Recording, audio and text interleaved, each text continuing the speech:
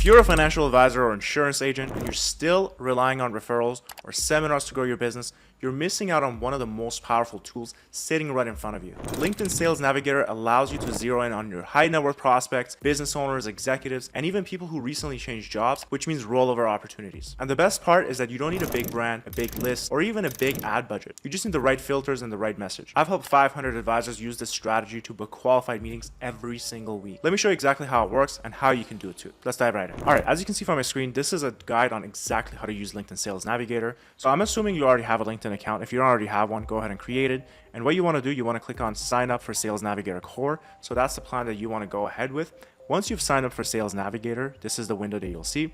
And here you can see all the different lead filters. The main ones we primarily use are current job title, the years on their current company, where they live, what industries we're going to exclude, how many years of experience they have, and basically the best pathing. So for this example, I'm going to give you an example as if I were to target business owners living in Texas, okay, that have 11 to 50 employees and have owned their business for quite some time. So this is how I would go about it. First and foremost, I'll start with a role. I'll go to current job titles. Business owners call themselves owners. They go by founder, they go by partner, they go by president, they go by principal, and they go by CEO. And we want to target companies that have 11 to 200 employees. And what we want to do, we want to go after companies, the company type. We want to do privately held. We don't want public companies or nonprofits. We go after partnerships. These are great for buy-sell agreements. And we have self-owned and we have self-employed. And we go after folks who've owned their business for at least 6 years and more than 10. They live in, for geography, we do Texas. And for industry, we want to exclude people in the financial services industry. We want to exclude people in insurance. So we want to type in all these different insurance keywords.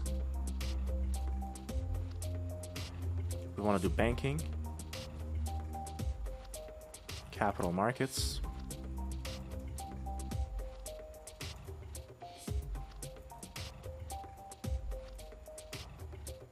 so basically we're excluding all these different industries because most of these folks are in the same field as you.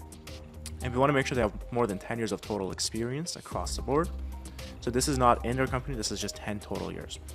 And now we have a list of 27,000 people that fit this criteria. Whenever we do outreach, we always want to make sure that these are secondary contacts. What it means is you're not connected to them yet, but you have someone in common.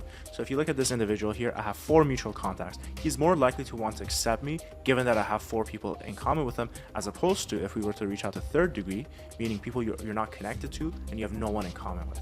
These folks are much less likely to want to connect with me as opposed to folks that have someone in common with me. So all these folks have someone in common with me. And what we do basically at this point, you want to save the search.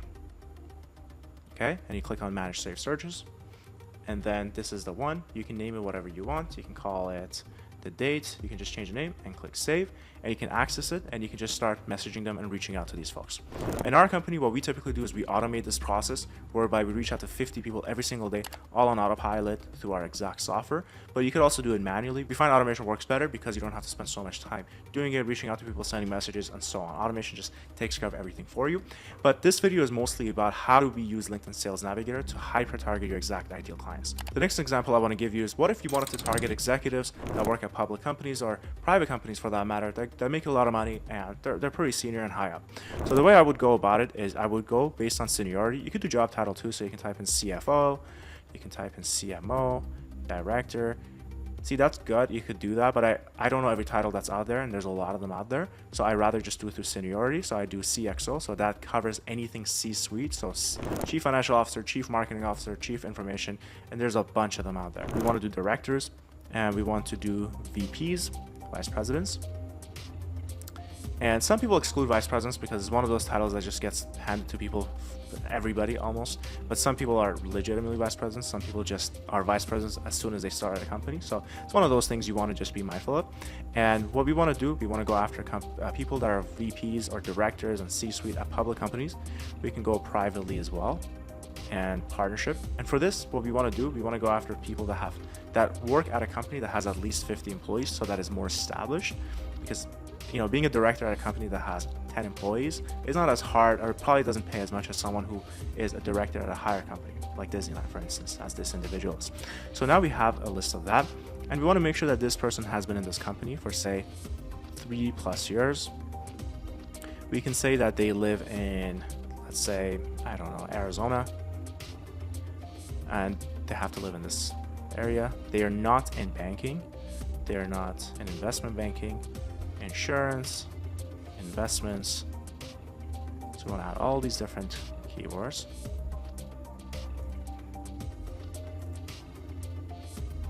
Financial services, investments, so that, capital markets. But you get the idea, and you can exclude anybody else who comes to mind as well here. And they have more than 10 years of total experience. And again, you would do second degree. And these are people, again, who are my second degrees, and you want to do the same thing. So all these folks, there's 4,000 of them, they have something in common with them. Now, just a really quick little hack.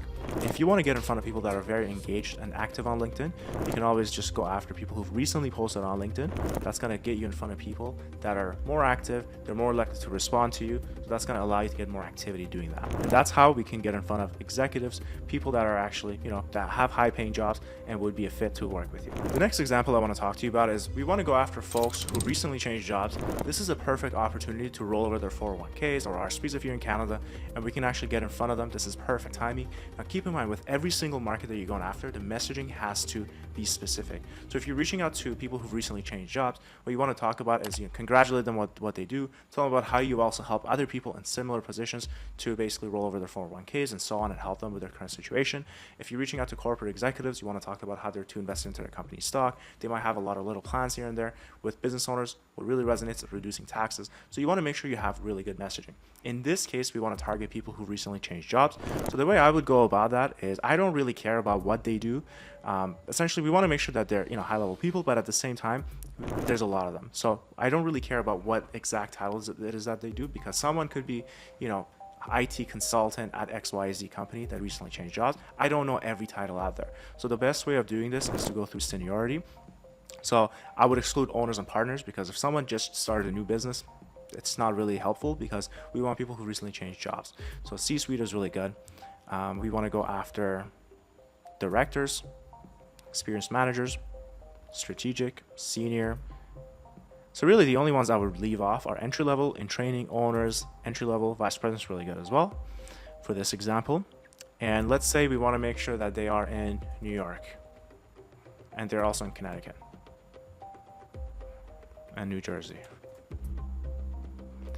So as per usual, we exclude people in financial services, and we want to make sure they have 10 years of total experience. Now, you don't have to do this. This is only if you want to come across people that are older and not somebody who just graduated university or college. And what you want to do is go after they work for companies that are privately held, partnership, self-owned, self-employed, public. And you can even go after nonprofits if that's your target market. And you want to make sure they've been in the current company for less than a year. And then you want to go to the recent updates and turn on change jobs. There's 22,000 people that change jobs. And as per usual, you got to make sure they're second degrees, meaning you have someone in common with them. So basically, if you take a look at this individual here, Dominic, he is the chief executive officer at Retail Media. Okay, he's been there for 3 months. Prior to that, he was somewhere else. You have somebody like Glenn, who's a senior project manager at this company. He's been there for only a month. So this is perfect rollover opportunity. So this is how you can get in front of people who recently changed jobs. Like I mentioned, the messaging has to really speak to them, and don't make it generic. Now I want to give you an example as if I wanted to target everybody who works at Boeing, or professionals who work at Boeing and they've been there for quite some time. So the way I would do it is I would go based on company. So I would say current company is Boeing.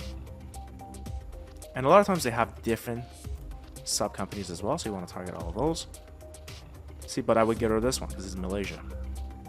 Okay, now there are 120,000 people that are currently at Boeing.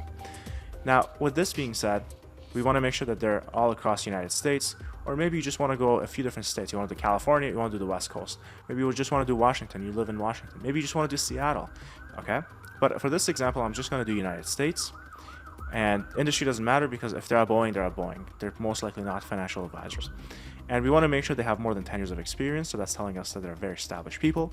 And we can say that they've been at Boeing for 6 to 10 and 10 plus years. Now you have a list of 42,000 people.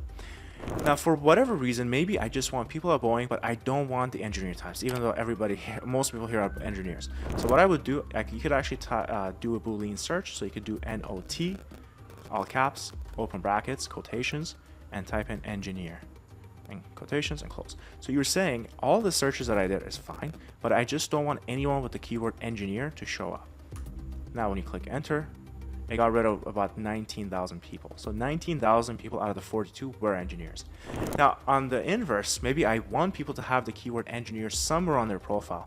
I would get rid of this. I would get rid of the nots. So I just do open bracket. I'll do quotation, engineer, quotation, close bracket. It's 18,000, exactly what we, 18 or 19. It's exactly what we excluded the time before. So that's how you can get in front of people that are at a specific company. So this is how the Boolean also works. You can add specific keywords and get rid of people that you don't want, and also include people that you do want. So NOT, so not, gets rid of them.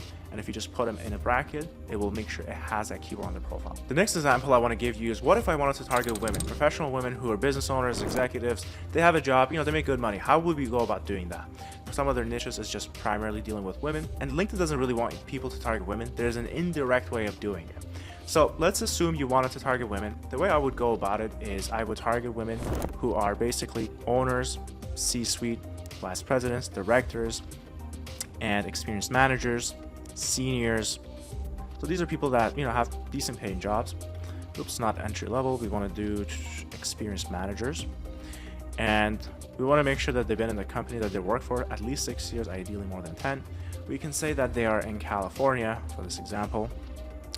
And we exclude, as per usual, financial people. And we can say that they have 10 years total experience, so they're a bit on the older side. Now you have a list of 2 million people in California. What we want to do is, so again, LinkedIn doesn't want you to target women specifically or target men. It's not made for that. But in order to do that, if that's really what you want to do, you can target them based on first name. So you can just type in, look up for anyone whose name's Susan, who basically is a professional business owner and so on. There's 7,500 Susans. So you can basically only target them. Now, what you want to do always is make sure it's second degree, meaning you have someone in common with them. And this is how you can basically go after a specific crowd. Okay. Now, you can do multiple first names at once. So if I add another names, let's say Linda, that's going to get rid of Susan. So you got to do one list at a time. But essentially, this is the only way really to target women on LinkedIn. And it's a really good way for you to get in front of your niche. The next example I want to give you is, what if you wanted to target a lawyer or an accountant or CPA and just build a COI relationships, right? Just get referrals. You refer some business out to them. They refer some business out to you. So if I wanted to target attorneys or lawyers, however we want to say it, we go based on job titles. So they typically go by attorney. They go by lawyer. They go by shareholder. They go by partner, president, CEO, founder, principal. Okay. And it doesn't matter how long they've been in the business for. Let's say we want to make sure they're in Florida. And industry, we do law practice. There's 32,000 lawyers in Florida. And years of experience doesn't matter because we're not trying to prospect them. We want to prospect their clients.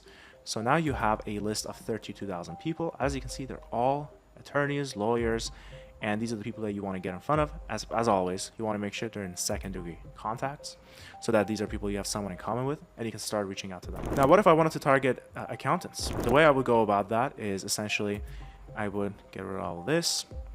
So accountants typically go by accountant, type in CPA. They go by founder, partner, president, principal, CEO. Do we have president? Yeah, perfect. Oh, owner. And let's say they're in, I don't know, Florida again. They're in accounting. Now there are 26,000 people that are accountants. So yeah, this could essentially be your list of people. And you can start reaching out to these folks. All right, that's basically it for this video. If you found value, make sure to like, comment, subscribe, and follow me on my other socials.